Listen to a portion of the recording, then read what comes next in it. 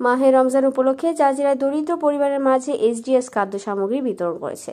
রুদ্রবার্তা প্রতিনিধি পাঠানো প্রতিবেদন ও ভিডিও চিত্র নিয়ে বিস্তারিত।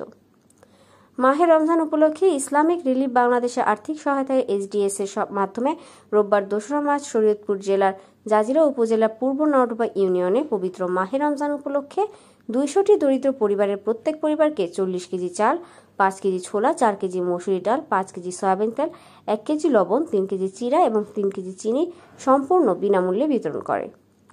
অতি দরিদ্র পরিবারের মাঝে খাদ্য সামগ্রী বিতরণের পূর্বে এসডিএস উক্ত ইউনিয়নের দরিদ্র পরিবারগুলোর ডাটাবেজ সংগ্রহ করে এবং এই ডাটাবেজের তথ্যের উপর ভিত্তি করে ২০০টি অতি দরিদ্র পরিবার চিহ্নিত করে। রমজানে উপহার সামগ্রী বিতরণের পূর্বে বিতরণের স্থান পরিদর্শন করে গুরুত্বপূর্ণ পরামর্শ প্রদান করেন এসডিএস পরিচালক বিএম কামরুল হাসান। ২৭ ফেব্রুয়ারি ইসলামিক রিলিফ বাংলাদেশের রিজিওনাল সমন্বয়কারী শাহনেওয়াজ হোসেনের উপস্থিতিতে অতি দরিদ্র পরিবারের মধ্যে উপরে উল্লেখিত খাদ্য সামগ্রী বিতরণ করা হয়।